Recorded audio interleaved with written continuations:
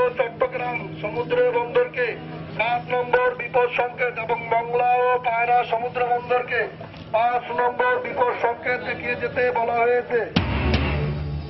বঙ্গোপসাগরের ঘূর্ণিঝড় মোরা ধেয়ে আসছে চট্টগ্রাম উপকূলের দিকে। আঘাত হানতে পারে কাল। বন্দরে 7 নম্বর বিপদ সংকেত। কক্সবাজারের নিম্নাঞ্চল প্লাবিত, সব ধরনের নৌযান চলাচল বন্ধ। চট্টগ্রামের মিরসরাইয়ে নিয়ন্ত্রণ হারিয়ে যাত্রীবাহী বাস খাদে, নিহত 6, আহত অন্তত 20। দিনাজপুরে যাত্রীবাহী বাসের চাপায় অটোরিকশার 3 যাত্রীর মৃত্যু। এবং ঈদের আগের 3 দিন মহাসড়কে ট্রাক, লরি, কাভার্ড ভ্যান চলাচল বন্ধের সিদ্ধান্ত। আগের ও পরের 7 দিন 24 ঘন্টা খোলা থাকবে সিএনজি ফিলিং স্টেশন।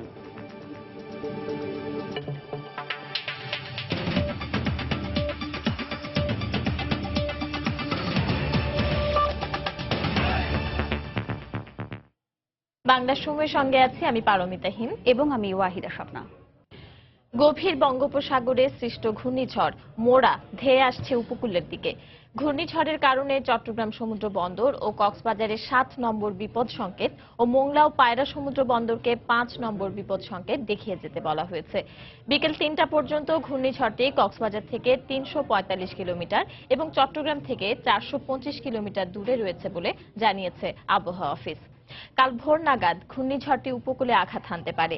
এরই মধ্যে উপকূলীয় অঞ্চল থেকে নিরাপদ স্থানে সরে যাচ্ছেন বাসিন্দারা।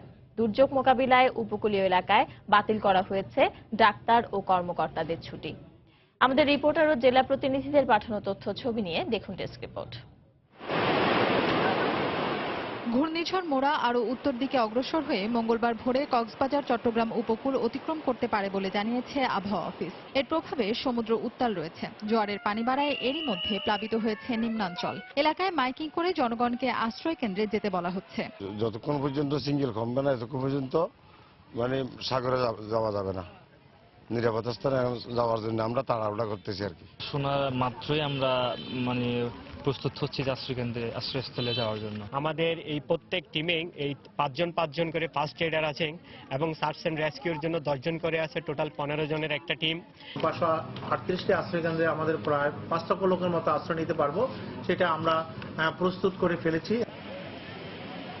ঘূর্ণিঝড় মোরার আগাম প্রস্তুতি হিসেবে চট্টগ্রামের সব ডাক্তার ও কর্মকর্তাদের ছুটি বাতিল ঘোষণা করেছেন জেলা সিভিল সার্জন। চট্টগ্রাম বন্দরে নতুন করে কোনো জাহাজ প্রবেশে নিষেধাজ্ঞা জারি করা হয়েছে। বন্ধ রয়েছে পণ্য ওঠানামা। ডাক্তার, নার্স, কর্মচারী এবং মাঠ কর্মচারী যা আছে সবার পরবর্তী নির্দেশ না দেওয়া পর্যন্ত সকল প্রকারের ছুটি বাতিল করা হয়েছে এবং সবাইকে যার যার কর্মস্থলে পরবর্তী নির্দেশ না দেওয়া পর্যন্ত অবস্থান করতে বলা হয়েছে। পটুয়াখালীতে উত্তাল হয়ে উঠেছে সমুদ্র, সেই সঙ্গে রয়েছে বৃষ্টি। ঘূর্ণিঝড় মোকাবিলায় জেলা দুর্যোগ ব্যবস্থাপনা কমিটির জরুরি সভা থেকে সব সাইক্লোন শেল্টার সেন্টার প্রস্তুত রাখতে সংশ্লিষ্টদের নির্দেশ দেওয়া হয়েছে। ঘূর্ণিঝড় মোরার প্রস্তুতি হিসেবে মোংলা উপজেলা প্রশাসন, পৌরসভা এবং বন্দর কর্তৃপক্ষ থেকে 3টি কন্ট্রোল রুম খোলা হয়েছে। বন্দরে 9টি জাহাজে বন্ধ রয়েছে পণ্য ওঠানামা। ঘূর্ণিঝড় মোরার প্রভাবে সোমবার দুপুরের পর থেকে বরগুনার উপকূল এলাকায় বৃষ্টি ও বাতাস শুরু হয়। বিভিন্ন এলাকায় সাধারণ মানুষকে সতর্ক করতে টানানো হয়েছে লাল পতাকা।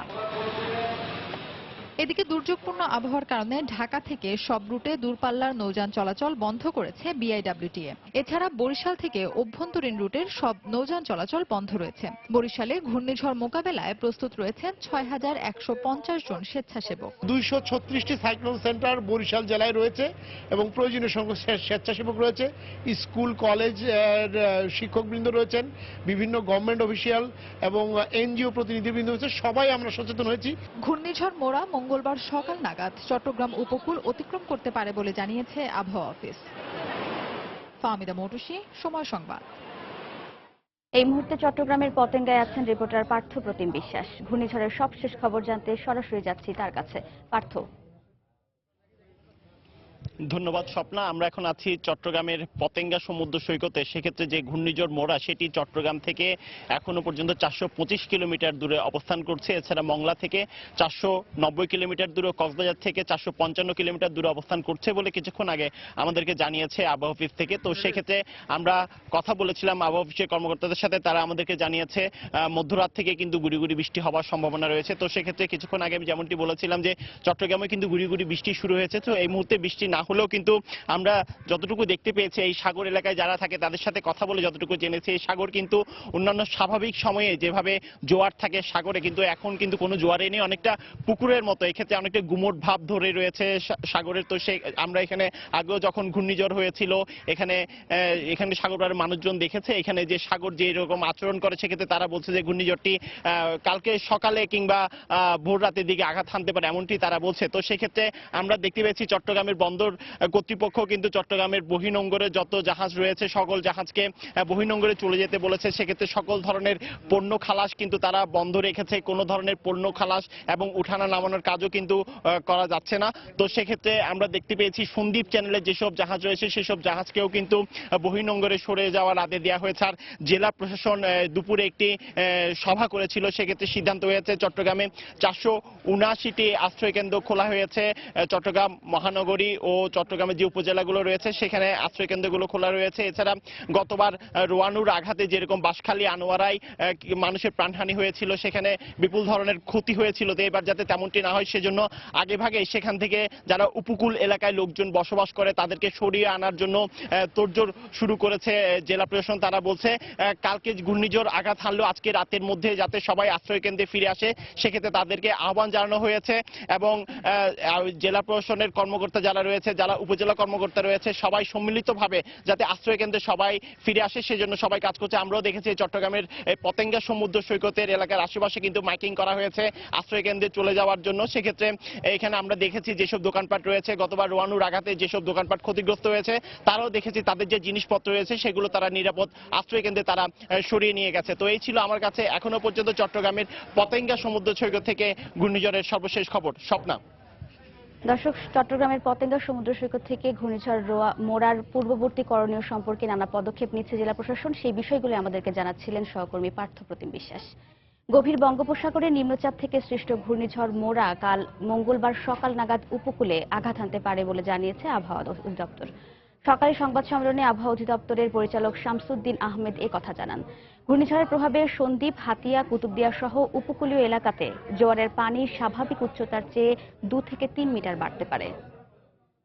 ঘূর্ণিঝড়টি উপকূলের দিকে অগ্রসর হতে হতে আজকে সন্ধ্যা নাগাদই হয়তো এর অগ্রভাগের প্রভাবে কোথাও কোথাও বিক্ষিপ্ত কিংবা বিচ্ছিন্নভাবে ঝড় বৃষ্টি হতে পারে এবং দমকা ও ঝড়ো হাওয়া বয়ে যেতে পারে। এবং পরবর্তীতে ঘূর্ণিঝড়টি ধীরে ধীরে অগ্রসর হতে হতে আগামীকাল সকাল নাগাদ আমাদের আশঙ্কা যে এটি চট্টগ্রাম এবং কক্সবাজারের নিকট দিয়ে হাতিয়া, সন্দ্বীপ, কুতুবদিয়া এই সমস্ত অঞ্চলসমূহ অতিক্রম করে যাবে। এদিকে ঘূর্ণিঝড় মোরার সম্ভাব্য আঘাত মোকাবিলায় প্রয়োজনীয় সব প্রস্তুতি সম্পন্ন হয়েছে বলে জানিয়েছেন ত্রাণ ও দুর্যোগ মন্ত্রণালয়ের অতিরিক্ত সচিব গোলাম মোস্তফা। দুপুরে সচিবালয়ে আয়োজিত এক সংবাদ সম্মেলনে তিনি জানান, ইতোমধ্যে উপকূলীয় অঞ্চলের মানুষকে ঘূর্ণিঝড় আশ্রয় কেন্দ্র সহ নিরাপদ স্থানে সরিয়ে নেওয়ার কাজ শুরু হয়েছে। সার্বক্ষণিক তদারকির জন্য দুর্যোগ ব্যবস্থাপনা ও ত্রাণ মন্ত্রণালয়ে একটি নিয়ন্ত্রণ কক্ষ খোলা হয়েছে বলেও জানান তিনি। আগামীকাল সকাল 6টা নাগাদ চট্টগ্রাম, কক্সবাজার, নোয়াখালী এই উপকূলবর্তী অঞ্চলে আঘাত হানতে পারে। জেলা প্রশাসন ও উপজেলা নির্বাহী কর্মকর্তাগণ সবাই সতর্ক আছে। তার কার কি চাহিদা আছে সেই চাহিদা অনুযায়ী আমরা পর্যাপ্ত বরাদ্দ দিয়ে রেখেছি। আমরা জেলা প্রশাসকদের এবং উপজেলা নির্বাহী অফিসারদেরকে বলেছি জনগণকে আশ্রয়কেন্দ্রে নিয়ে আসার জন্য আমরা তাদেরকে নির্দেশ দিয়েছি। যতক্ষণ তারা থাকবে তাদের থাকা খাওয়ার ব্যবস্থা করব এবং এরপরে ক্ষয়ক্ষতি নিরূপণ করে আমরা পুনর্বাসনের ব্যবস্থা করব। বাংলার সময় আরো থাকছে। কিশোরগঞ্জের শোলাকিয়ায় জঙ্গি হামলা মামলায় রাজীব গান্ধী 3 দিনের রিমান্ডে। বান্দরবানে বৌদ্ধ ভিক্ষুকে হত্যা মামলায় সীতাকুণ্ডের 3 জঙ্গি কারাগারে।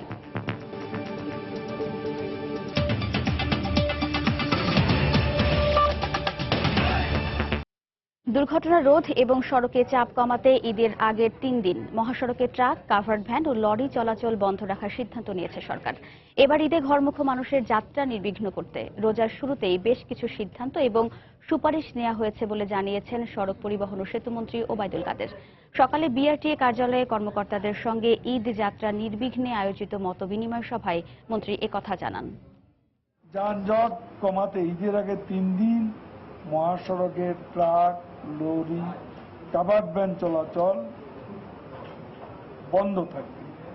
এ বিষয়ে কার্যকর সহযোগিতার জন্য সংশ্লিষ্ট মালিক শ্রমিক সংগঠনের প্রতি অনুরোধ জানানো হয়েছে। ঈদের সময় যানবাহনের সুবিধার্থে ঈদের আগে 7 দিন এবং ঈদের পর 7 দিন সিএনজি স্টেশন সমূহ 24 ঘন্টা খোলা রাখার জন্য জ্বালানি খনিজ সম্পদ বিভাগকে অনুরোধ জানানো হয়েছে। 2 দিনের রাষ্ট্রীয় সফরে অস্ট্রিয়ার রাজধানী ভিয়েনার পথে প্রধানমন্ত্রী শেখ হাসিনা। সকালে বিমান বাংলাদেশ এয়ারলাইন্সের একটি বিশেষ ফ্লাইটে শাহজালাল আন্তর্জাতিক বিমানবন্দর ত্যাগ করেন তিনি। এ সময় বিমানবন্দরে অর্থমন্ত্রী আবুল মাল আব্দুল মুহিত, আওয়ামী লীগের সাধারণ সম্পাদক রাশেদ খান মেনন, 3 বাহিনীর প্রধান ও ঊর্ধ্বতন কর্মকর্তারা প্রধানমন্ত্রীকে বিদায় জানান। এ সফরে প্রধানমন্ত্রী আগামীকাল বিশ্ব পরমাণু সংস্থা IAEA এর 60তম বর্ষপূর্তি উপলক্ষে আয়োজিত অনুষ্ঠানে অংশ নেবেন।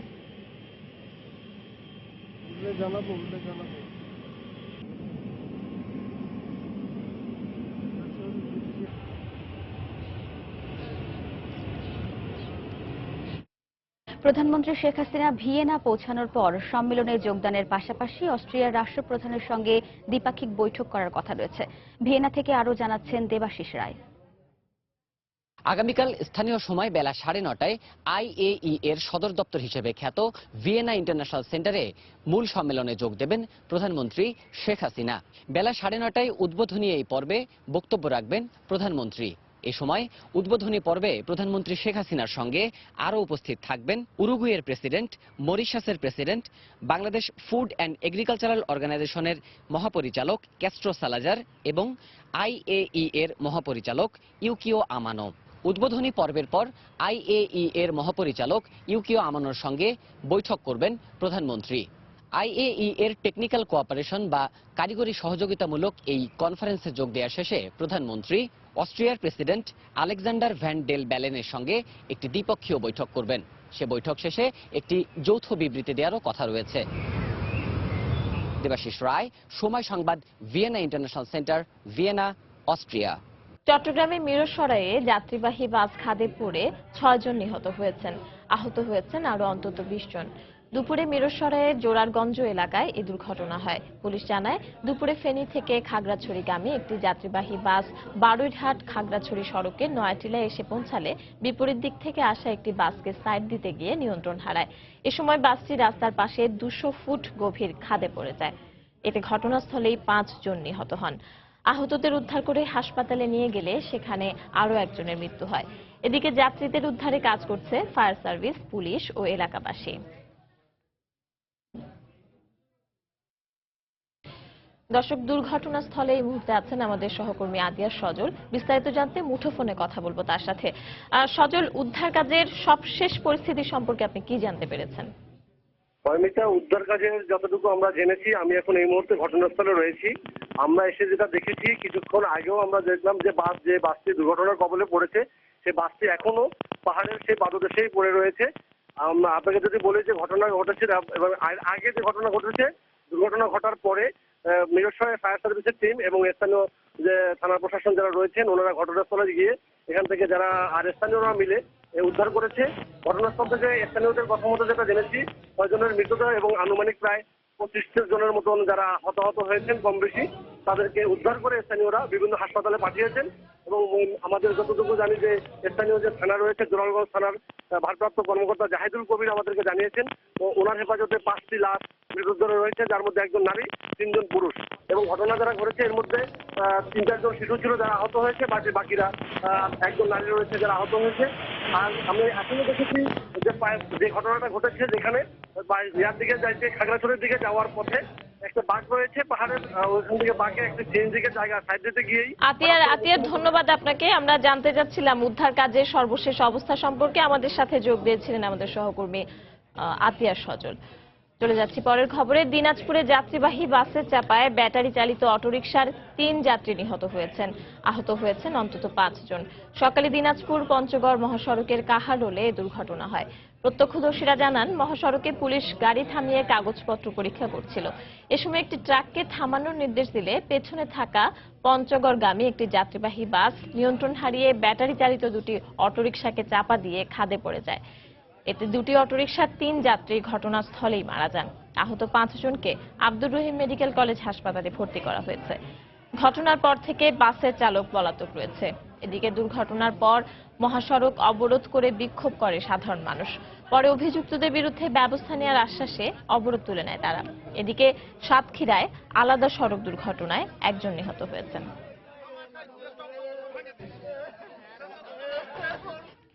বাংলা সময় আরো থাকছে। খুলনায় এসি মেরামতের সময় কম্প্রেসার বিস্ফোরণে 3 জন দগ্ধ। গুরুতর অবস্থায় একজনকে পাঠানো হয়েছে ঢাকা মেডিকেলে।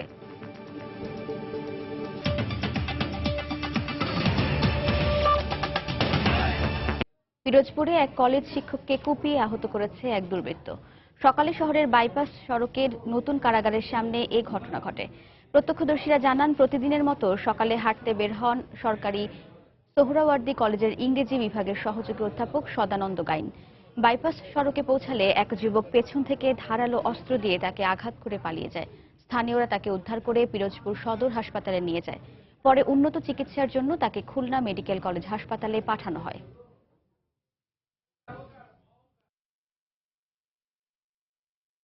কাল বোন ভাঙা, মানে মাথার খুলি ওটা ভাঙা, এবং সেখান থেকে তার ব্রেন ম্যাটার দেখা যাচ্ছে। তাকে আপাত দৃষ্টিতে ভালো মনে হলেও তার উন্নত চিকিৎসার জন্য ঢাকাতে গেলে ভালো হয়। অজ্ঞাতনামা একজন দুর্বৃত্ত মাথায় আঘাত করে দৌড়ে পালিয়ে যায়। আইডেন্টিফাই করার জন্য এবং আমরা সেই দুর্বৃত্তকে ধরার জন্য আমাদের অভিযান অব্যাহত আছে। কিশোরগঞ্জের শোলাকিয়ায় জঙ্গি হামলার অন্যতম পরিকল্পনাকারী জাহাঙ্গীর আলম ওরফে রাজীব গান্ধীর 3 দিনের রিমান্ড মঞ্জুর করেছেন আদালত। দুপুরে জেলা সিনিয়র জুডিশিয়াল ম্যাজিস্ট্রেট আদালতের বিচারক ইকবাল মাহমুদ এই রিমান্ড মঞ্জুর করেন। এর আগে সকালে কঠোর নিরাপত্তার মধ্য দিয়ে রাজীব গান্ধীকে আদালতে হাজির করা হয়। এ সময় রাজীব গান্ধীকে আরো জিজ্ঞাসাবাদের জন্য 5 দিনের রিমান্ড আবেদন করেন মামলার তদন্ত কর্মকর্তা মুর্শেদ জামান। শুনানি শেষে আদালত 3 দিনের রিমান্ড মঞ্জুর করেন। গত বছর 7 জুলাই শোলাকিয়ায় ঈদ উল ফিতরের নামাজের শুরুতে পুলিশ ও মুসল্লিদের ওপর জঙ্গি হামলার ঘটনায় 2 পুলিশ সহ 4 জন নিহত হন।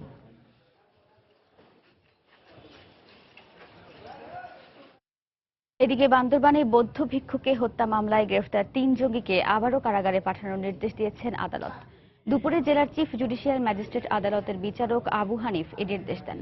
এর আগে জঙ্গি সদস্য আরজিনা, জহিরুল ও হাসানকে আদালতে হাজির করে পুলিশ। শুনানি শেষে তাদেরকে কারাগারে পাঠানোর নির্দেশ দেন বিচারক। একই সাথে আগামী 19 জুন শুনানির পরবর্তী দিন ধার্য করা হয়। গত 7 মার্চ কুমিল্লার চান্দিনা থেকে জঙ্গি সদস্য জহিরুল ও হাসানকে এবং 15 মার্চ চট্টগ্রামের সীতাকুণ্ডের জঙ্গি আস্তানা থেকে আটক করা হয় আরজিনাকে। জঙ্গি সম্পৃক্ততার মামলায় আদালতের নির্দেশে তাদের রিমান্ড শেষে কারাগারে পাঠানো হয়। পরে নাইক্ষ্যংছড়িতে বৌদ্ধ ভিক্ষু উ দেমা ওয়াছা হত্যা মামলায় তাদের গ্রেফতার দেখায় পুলিশ।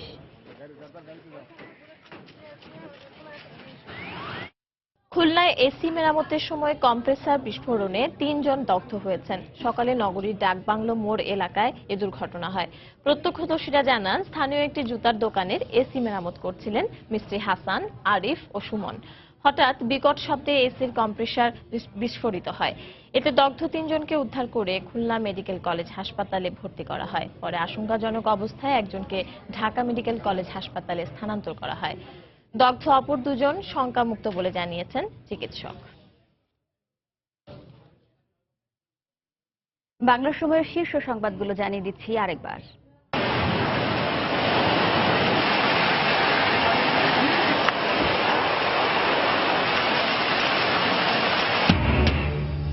বঙ্গোপসাগরের ঘূর্ণিঝড় মোড়া ধেয়ে আসছে চট্টগ্রাম উপকূলের দিকে। আঘাত হানতে পারে কাল। বন্দরে 10 নম্বর মহাবিপদ সংকেত। কক্সবাজারের নিম্নাঞ্চল প্লাবিত, সব ধরনের নৌযান চলাচল বন্ধ। চট্টগ্রামের মিরসরাইয়ে নিয়ন্ত্রণ হারিয়ে যাত্রীবাহী বাস খাদে, নিহত 6, আহত অন্তত 20। দিনাজপুরে যাত্রীবাহী বাসের চাপায় অটোরিকশার 3 যাত্রীর মৃত্যু। এবং ঈদের আগের 3 দিন মহাসড়কে ট্রাক, লরি, কাভার্ড ভ্যান চলাচল বন্ধের সিদ্ধান্ত। আগের ও পরের 7 দিন 24 ঘন্টা খোলা থাকবে সিএনজি ফিলিং স্টেশন। এই ছিল বাংলার সময়। যে কোনো খবর পেতে ভিজিট করুন সময়নিউজ.tv। এছাড়া এইমাত্র পাওয়া খবর আপনার মোবাইলে পেতে SMS করুন *BN লিখে পাঠিয়ে দিন 16242 নম্বরে। সঙ্গে থাকুন সময়ে।